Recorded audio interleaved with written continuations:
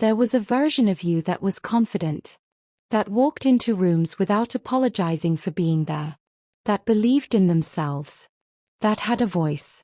And then someone came along, and slowly, sometimes so slowly you didn't even notice, they took that from you. Today we talk about how to get it back. Welcome to Consider Yourself, From Pain to Power. Toxic people don't destroy your confidence all at once.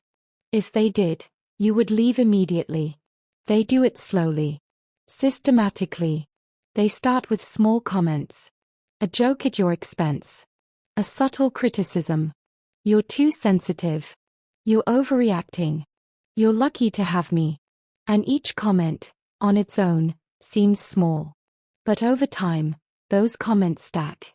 They become the voice in your head.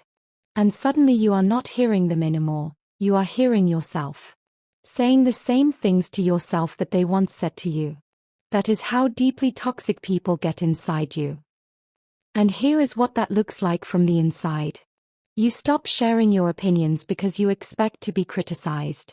You stop trying new things because you expect to fail. You shrink yourself in social situations. You apologize constantly, even when you did nothing wrong. You second-guess every decision. You feel like you need permission to exist. And the worst part, you don't even realize it happened. You think this is just who you are now.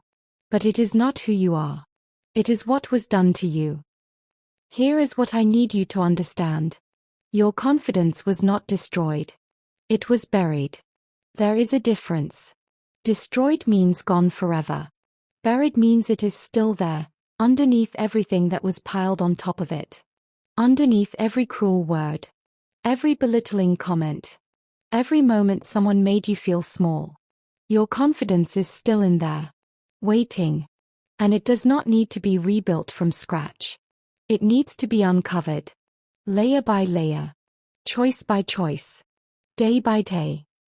So how do you uncover it? Step 1. Identify whose voice is in your head.